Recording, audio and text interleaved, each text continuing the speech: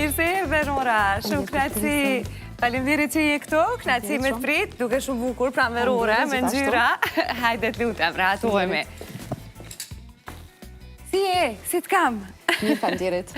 Ne po flisnim me Arbrin se sa shpejt mundet teknologjia artificiale ta zavancoj, po them, një performancë, një këngë të Arbrit. Duket që jemi afër asaj, apo që ta zavancoj në këtë 99%, që të mos ketë dallim nga shpirti, mënyra interpretimit, të gjitha. A jemi afër kësaj? Ne jemi shumë afër se sa që përmendojmë, po. Pra, asnjë vit nuk është në pyetje, a? Po, edhe ta analizojmë se çka do të ndodhë në të ardhmen, ku do të jemi mas 2 viteve, 3 viteve, 5 viteve. Besoj që sot gjatë kësaj kohë sa kemi bashkë. E vërtet, kemi me bisedu. Para se të flasë për trendet, Nora, më ka bërë shumë përshtypje kalimi juaj nga një fushë tjetër, krejt e punës në cilën ke investu vitet e tona, edhe kohën, edhe mundin, studimet, edhe gjitha, për të kalu më pas edhe tek teknologjia. Si e bëre këtë kalim? Apo kuptove që me të vërtet e kishe dash nga fillimi këtë punë? Unë prapë po e bëj faktikisht njëjtën punë. Unë njifëm në Kosovë, po edhe në Gjermani si një person që i lidh bizneset me zveti. E kam këtë superfuqin që e di sakt se cili biznes, çfarë tregu kërkon dhe si mundet me u qas ma letë në tregun, se jam person që shumë natyrshëm e bëj dhe lidhje ndërmes njerëzve, bizneseve, më vjen me të vërtet natyrshëm, prej se kam qenë fëmijë faktikisht. E kemi të lindur këta, Unë e kam të lindur, jam ekstroverte kështu. Ekstroverte ashtu si që është klishe një ekstrovert. Për gjatë 17 viteve të fundit kam qenë me të vërtet e fokusuar në marrëdhëniet ekonomike gjermano-kosovare, shumica shikuesve dhe ashtu më njohin si Nora e Odës ose Nora e ambasadës. Për shkak se një kohë të fëmijërisë e kam kaluar në Gjermani, edhe pastaj këtu ishte ashtu shumë e natyrshme, jam ndje në këtë domen sikur në shtëpinë time, se jam ashtu person që njihem rahat edhe në Kosovë, po edhe në Gjermani, edhe për gjatë 17 viteve të fundit e kam bërë pikrisht këtë që jam mundu kompanive të Kosovës, më ndihmu qasin tregun Gjerman, ju vetëm, gjithmonë me ekip, se sukseset kur nuk janë, si kur faje që është jetim. Duhet me unda. Duhet me unda. Edhe ju kam ndihmu edhe kompanive Gjermani që të investojnë në Kosovë. Në fakt, ke arrit me sjellë sukseset të mëdha, ndoshta nga modestia as unë përmend, po dim që kanë ardhur investime edhe milione drejt Kosovës nga Gjermania. I konsideron projekte të tilla si pikën më të fortë tënden edhe ato suksese që të kanë përmbushur deri sot, apo ka diçka tjetër që mbase ne nuk e dim? Po, ka shumë llojshmëri të sukseseve, se unë kam filluar shumë herët punoj, ja këtu të hy, pyeta se ku është Resuli, sepse unë ato fillimet e karrierës i kam në radio. Okej, kemi punu bashkë, po, në një kohë që nuk mund me imagjinu, atëherë të duhet kemi qenë Radio 21, kati në 16, në ndërtesën e rilindjes, edhe mas luftës ka qenë me të vërtet situatë që këta që e kanë haru atë fazë, atë tranzicion që i kemi bo, atër s'kemi pas rrymë, do është me etë 17 katë për me shku në radio, me i nëqizu emisionet që kemi pas. Këgja aktivitet. Po, tash, tu i pas parasysh edhe aktivitetet që i këm bo paralelisht me shkollimin e mesëm edhe fillor, kam eksperimentu shumë që me gjetë vetën, prej radios, televizionit, pasaj filmave dokumentare në gjajshëm, përfundova në fakultet juridik, për shkak se mendoj edhe kam pas gjithmonë atë sensin e drejtësisë zhvillum.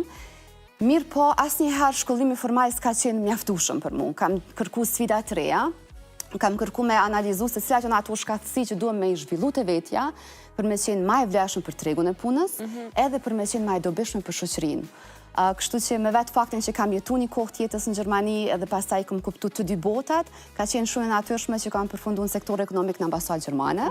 Edhe prej aty, mas 9 viteve, mandej hapi tjetër ka qenë me dalë notë ekonomike Gjermano-Kosovare, ku me të vërtet e kam shiju, se ka qenë me të vërtet një mision që më ka përmbush mu edhe se individ. Të mërziti sa do pak ky largimi fizik nga Gjermania, kohë e konsiderueshme atje, një formimi tënd konsideroj edhe nga ana profesionale më shumë, por ani pse nga Gjermanët ndoshta këtë ekstrovertizmin nuk e ke kultivu, sepse njëherë më të ftohtë Jo, është e vërtet, po. Ti ua ke dhuru atyre si shqiptare. Po, i kemi ne disa shkathësi që na bojnë ma të këndshëm ndoshta dhe ma të veçantë si popull që jemi. Unë fëmirin e kam kalu në Gjermani, kështu që në Kosovë jam këthy më njëherë 99-ën, jam produkti dy prindve që janë shumë idealista. Lufta ka përfundu në qërshor, më njëherë në gosht kemi qenë këtu, se kemi dasht me dha një kontribut për me rindërtu vendin. Ajo që ka qenë për mua natyrshme, është pastaj me mbajt këtu lidhjet, midis dy shteteve, kjo më ka plëcu shumë. Do të thotë, me vetë faktin që edhe si otë, po edhe në ambasadë kur kam qenë që kemi këshillu kompani gjermane që kanë dashtë marrë në Kosovë, kjo se ma herët e pyte, am ka përmbush shpirtërisht. Natyrisht që të përmbush se është një punë që e sheh rezultatin më njëherë. Nëse gabon, e sheh rezultatin, që mungon, nëse bën punën si duhet, më njëherë e sheh që ka impact në punësim, ka impact në eksport, ka impact në zhvillimin ekonomik të vendit. Edhe kemi sjell investime më të madhe që e kom përcjell ka qenë 20 milionë euro në sektorin e prodhimit. Para pak kohë edhe kryeministri Kurti ka vizitu fabrikën Obiliq, thotë kemi sjell një prodhues që prodhon nga Obiliqi për Audi. Kjo është një prej sukseseve, po në kisha me thënë suksesi më i madh ndoshta është vetë ndërtimi i Odës. Unë kam filluar aty si 30 vjeçare me një pozitë udhëhecëse, si gru e re, edhe është dashtë me të vërtet me dhanë një pjesë ndoshta edhe jo vetëm të kohës, po edhe të shpirtit tam, se kom pas si fëmijën, si bebën tame, që kom dashtë me zhvillu tutje. Investim krejt aspektet. Pa tjetër, gjithsesi, edhe mendoj që se cila punë që kryet me shumë pasion dhe që keni mision mbrapa, atëherë ka edhe sukses. Zakonisht, tregove që ke nis me punu qysh në moshë krejt re, plus në rrethana krejt tjera, ku është dashtë, nështë edhe kushtet e punës nuk kanë qenë as pak komode për ta ushtru si profesion. Përderisa sot, në ditët e sot, me shohin shumë të rinj që biles edhe nga temat që kam trajtu në studio, me ekspertët e burimeve njerëzore, thonë që pyetja e parë që bojnë është sa është paka, sa paguhem. Ti e qenë nga këto vajzat që punës që i ke bo, nuk është se normalisht i ke pasur pritshmëritë dhe ke ditur që mund të vlerësohesh financiarisht, pra e meriton, po e ke shikuar anën financiare, apo ndoshta të ka mjaftu kjo përmbushja, duke ditë që në një moment do të vijë edhe ana tjetër. Nuk mundesh me kërku pagë shumë të lartë nëse nuk e ke përvojën edhe bagazhin mbrapa. Kështu që nëse ti don me u pozicionu mirë në tregun e punës, tash po flasim për perspektivës si punëtor, duhet gjithmonë me pa edhe me analizu cilat janë ato shkathësi që nevojiten tash në tregun e punës. Nuk është më e mjaftueshme me ditë një gjuhë të huaj ose me dy gjuhë të huaja. Tash duhet me analizu cilat janë ato zhvillimet, edhe çka duhet unë me bo konkretisht për me zhvillu veten. Me gjithat përvojën që ke, pastaj nëse dikush kryen edhe ka diplomë universitare, po dhe certifikimet ndryshme profesionale, aty të arrisin vlerën në tregun e punës. Edhe pastaj po mundesh me kërku edhe pagë, mirë po duhet me pasë që ka me ofru në kundër vlerë të asaj pagës. Kështu që për mu përvojat kanë qenë të rëndësishme, derisa jam ndërtu, ashtu që mundë me thanë tash, po e kam tanat bagazh, edhe po jam të hy dikon si me një fush të re, mirë po nuk jam fillestare. Nuk je fillestare, me përvojën mbrapa, sigurisht. Me përvojën mbrapa. Në tregun e punës sot, sa nga profesionet ose sa nga kërkesat prej tregut janë për inteligencën artificiale, për të rinjt e të reja që din të shfrytëzojnë, sepse nga njëherë nuk mjafton vetëm ta kuptosh, por duhet të dish edhe ta fuzesh në nevoja, ta përkthesh në nevojë dhe dish me nxjerr më të mirën. Tash, prej se i kemi këto modelet që po i shfrytëzojmë të gjithë besoj edhe ti, është bo maj qasshme, maj letë, për para nuk është që s'ka egzistu inteligenca artificiale që nuk jënë marë, se kjo është diçka që është punu vite e vite me radhë në ta. Mirë po tash nuk duhesh me qenë ma person që din kodim, ose me qenë zhvillus, ose me qenë prej sektorit teknologjisë informacionit, po thjesht mundesh me ndjek kurse edhe me u aftësu, ashtu që me dit me shfrytëzu sa ma mirë, për nevojat e tua që me qenë ma efikas në punë.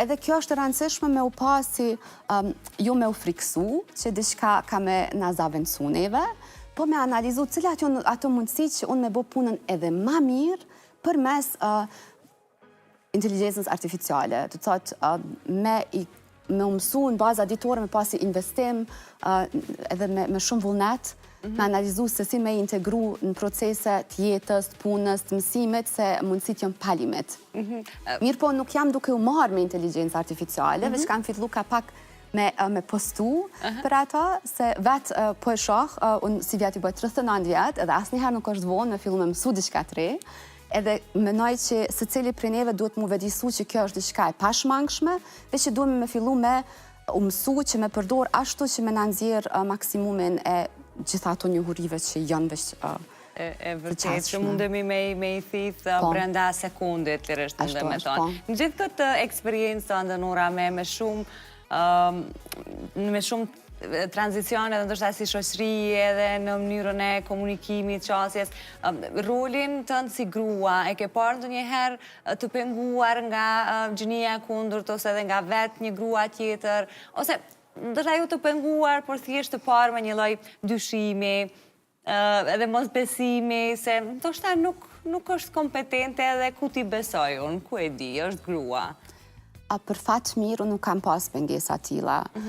Unë vi prej një familje ku është inkuraju gjithmonë që t'jemi financiarisht pavaruna. Ky pavarësimi financiar nuk vjen vetvetio, duhesh me pas këto shkatësisë që thash që me gjetë një punë dhe mandej me u pavarësu, me pavarësim financiar vjen edhe emancipime, këto shkojnë njëna me tjetrën. Kështu që kam pas atë ambient shumë për krahës, prej fillimit, prej prindve. Unë mamin e kam që është karrieriste, edhe kam pas një shambull shumë të mirë dhe di që limiti vetëm është ai që ja bëjmë vetës. Edhe shumë shpesh për gjatë rrugtimit tim e kam vrejt që vetë gratë kanë shumë dyshime se burrat, qoftë nëse duhet me apliku për pozita udhëheqëse, qoftë nëse vetë dojnë me udhëheq një biznes. Nga njëherë natyrisht që edhe ballafaqohemi me paragjykime, mirë po kur je kompetente edhe beson ato aftësi që ti ke, gjithmonë e fiton autoritetin dhe respektin prej tjetër, kjo s'ka të bëjë me gjini pastaj. Ndoshta luhatjen mund ta kenë më shumë të ushqyer nga mënyra se si janë rritur, nga mentaliteti i familjes, edhe besa edhe nga mundësitë e shkollimit ose edhe për të pa botën për te, jo? Sepse ashtu është. Patjetër, mirë po, ai mesazhet që kam gjithmonë edhe kur mbjen rasti me fol me vajza, grama të reja, është që duhet me investu në shkathësitë e tyne. Ajo është një pasuri që kërkush nuk ta merr. Për shembull, gjitha shkathësitë që i kam ngritur unë tek vetja, unë në vazhdimsi punoj me vetveten, ato kudo që shkoj i marr me veti. Nuk është se dikush mundet me mi vjedh. Ti mundesh me ndru vendin e punës, mundesh me ndru pozitë, mundesh me jetu me një shtet komplet tjetër. Ajo është pasuria që ti e ke kriju për vetveten. Edhe besoj që këto është ajo piknisja që duhet secili me pas, që ka mund me bu na, ma mirë, edhe mos me stagnu e gjithmonë me vazhdu me u zhvillu se vetëm këtë një jetë e kemi. E vërtet.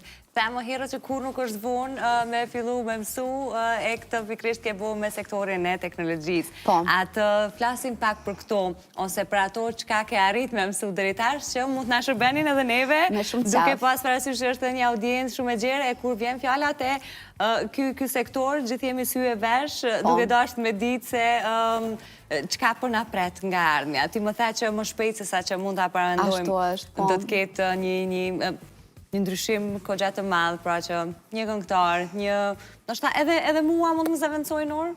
Në kin kam fillu me zaventsoj dhe po. Unë s'jam kineze. Mirë po, gjithmonë varet si analizojme që shqyqasemi.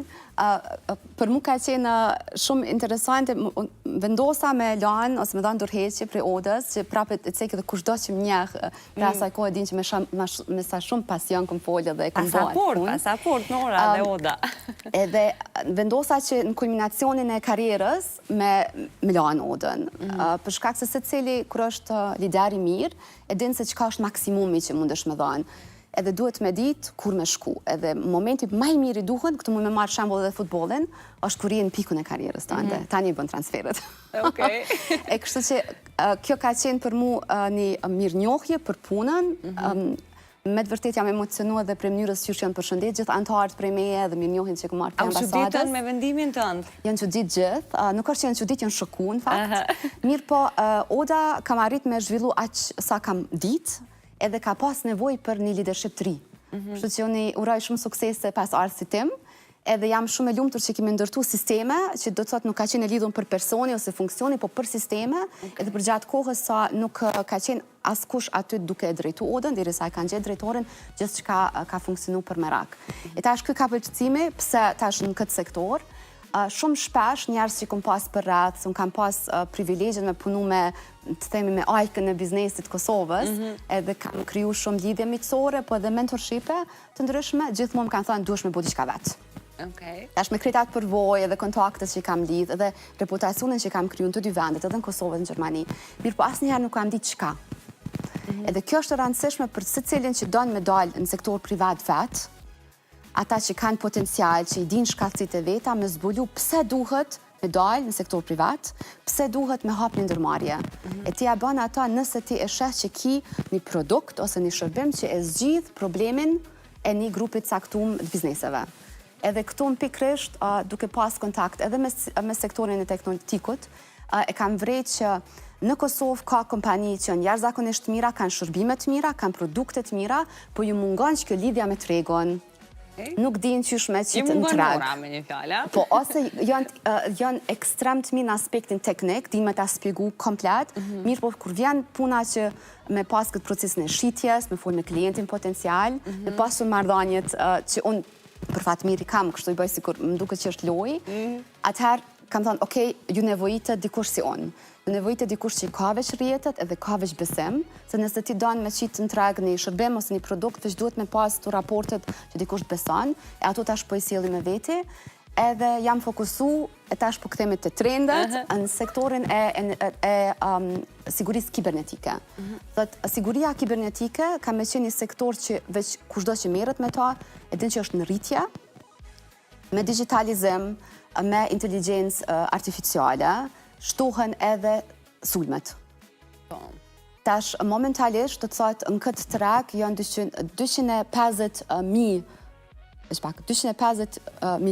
250 miliard euro e ka tregu vlerën, edhe kjo ka mu dyfishu, do me thonë, deri në 2030 në 500 miliard euro. Është një treg që është të urrit, pse po rritet, gjitha kompanit cilat, do të thotë, kanë shumë të dhana edhe janë të përballë me proceset AI-t, e kanë këtë rrezikun që me pas sulme kibernetike, mirë po edhe qeverit e vendeve të ndryshme janë të investu shumë në mbrojtje. Tash mbrojtje nuk do me thonë vetëm prodhimi armëve, mirë po do të thotë edhe investim në siguri kibernetike. E kështu që këtu po e shoh potencialin, ju vetëm unë, po ata që janë ekspert fushës, që kanë nevojë pastaj për një shërbim të tillë siç po e ofroj unë, edhe jam të i përfaqësu disa kompani të Kosovës që janë me të vërtetë të shkëlqyeshme edhe veç kanë projektet mëdha që kanë implementu në të kalumen edhe ka nevojë edhe për një shtytje për në tregun gjerman. Nga ideja që kishe në kokë, ndryshoj diçka në praktikë kur nise ta bëje dhe ndoshta dollën rrugës disa gjana që edhe nuk i kishe mendu. Pra si po e përjeton në praktikë, sepse është një ndrim një ndrim tjetër, një dashurie të parë, si që po e themi për odën, edhe një krim ka që gjatë, një investim ka që gjatë, a të doli diçka ndryshe gjatë rrugës? Gjithsesi që po, se kjo është sfidë e re për mu. Po prapë thash, do të thotë, unë kam parasysh gjitha ato shkatësi që po e sjellë këto, se unë nuk jam zhvilluese, as nuk jam eksperte, po i përfaqësoj ekspertat. Thotë kushdo që ka nevojë me pas këshillim më të thellë e ka, do të thotë, përmes meja atë burimin të ekspertat e fushës, të fushës së sigurisë kibernetike. Edhe sfiduese ka qenë për shkak se është një lami e re për mu, edhe është një lami ku jam në proces të mësimit, edhe gjithashtu të mësimit të mënyrës se si funksionon sektori. Se ma herët, këta e marrë si shembull edhe kështu kur flas me njerëz, gjithmonë kam shkoj përgatitur ndiku me një blok, edhe do ashtë me shënu fizikisht. E tash këtu se cili endet me laptopa.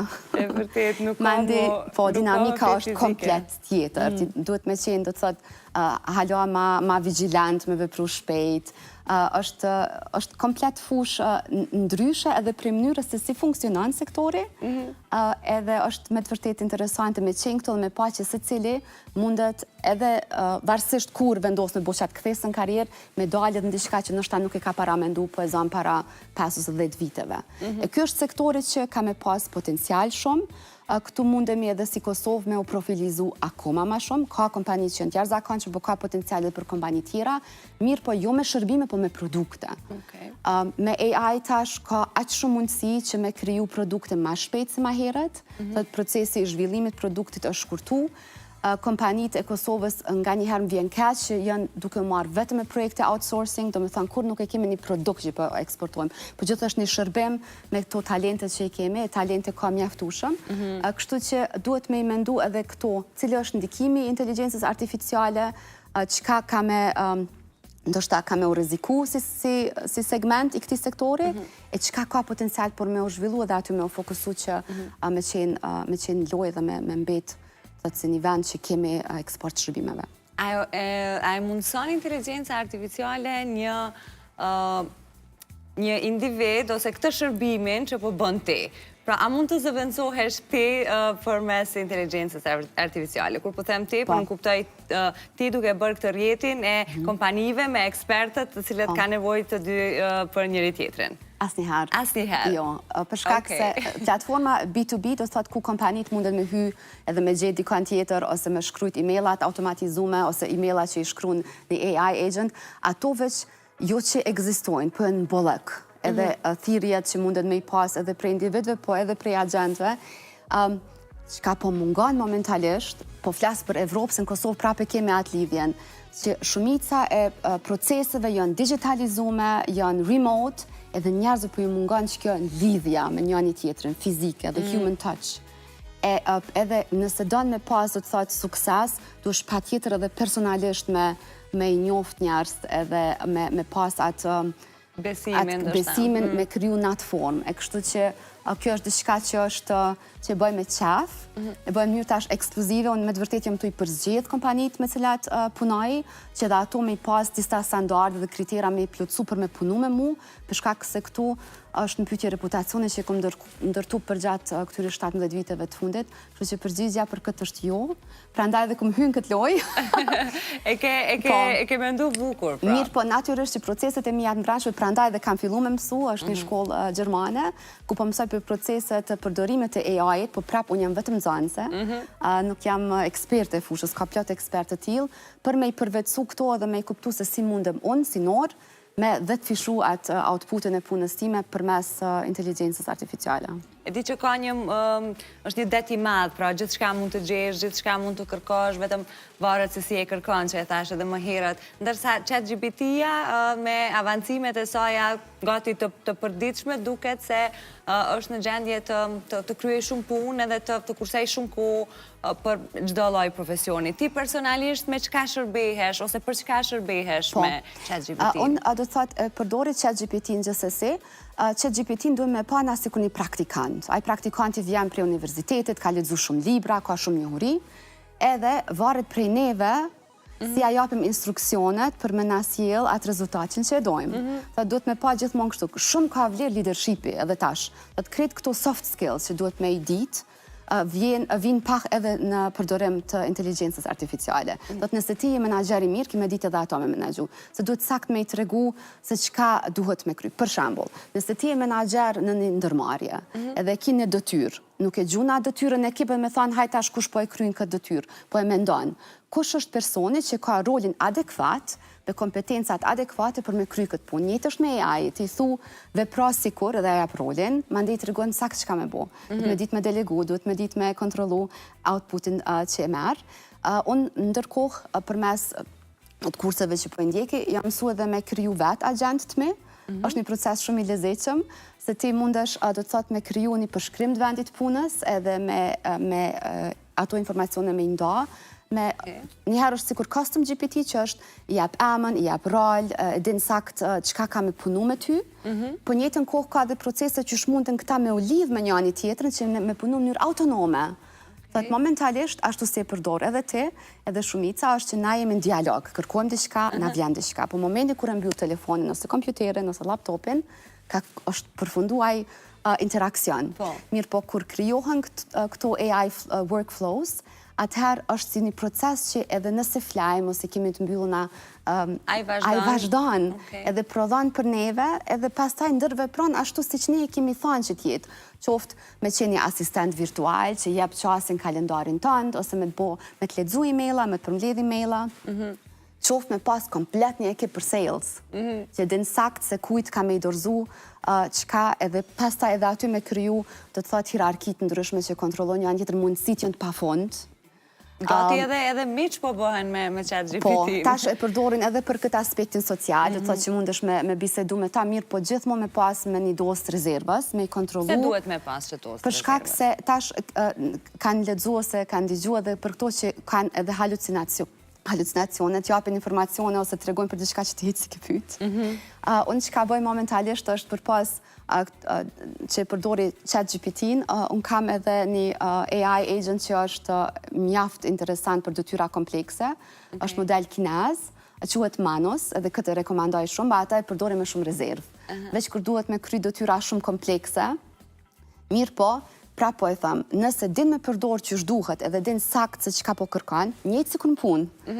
Menaxherat e mirë arrin me pas edhe ma shumë rezultate se sa dikush që nuk din me delegu edhe me tregu se sakt qka po kërkuar për ekipet. Që është shprehja ma mirë me ditë se me pas, a? Dhe me thënë, krejt e kemi, po duhet me ditë se që shme përdor. Duhet me ditë, se ajo i përshtatet, do të thotë, inteligencës personet që e përdor. Ti sa ma mirë që din me komandua, që ma të mirajnë rezultatet. Okej, për çka mund t'jesh konsultu me të jashta punës, jashta pyetjeve të profesionit? Mundet me të shërby për gjithë shka, për shambull për receta. Ke kërku ti në një? Po, kam kërku, nëse kam pas, nuk e di, gjësendet ndryshme në frigoriferë, nuk kam ditë, dhe s'kam qenë inspirume, më ka dhënë opcionet ndryshme për receta. Mandej për nutricion mundet me të bu komplet planin se si duesh me ushqy, njëjtë për ushtrime, njëjtë për, nuk e di, qka do që të shkon mendja që ka një funksion që mundet një njeri me kry, ose edhe e konsultojnë për çështje mjekësore. Mirë, po asnjëherë nuk e zaventson profesionistin, veçanti për nëse marrim këshillim mjekësor. E vërtet, biles edhe ai ta thot vetë. Po, gjithsesi që po. Kështu që nuk bëme pas atë iluzione që okej, tash e kemi këtë edhe për gjithçka na zaventson. Nora, unë po të dëshiroj shumë suksese në këtë drejtimin të në të rinj, këtë Norën e re që ke nisë, edhe pse Nora e re nuk mund të them, në kuptimin se ti ke marrë gjithë bagazhin me vete dhe tashmë thjesht ke ardhur në një pikë ku dëshiron ta sfidosh po quajun më tepër veten, por të uroj shumë suksese. Faleminderit që erdhe sot, ke shumë qejf me të taku edhe me i fol pak nga disa prej atyre që ti ke kalu në jetë. Shumë faleminderit për këtë mundësi. Nëci. Me që po ju vlem me marketingun, po përcjell Norën, e ju pres veç pas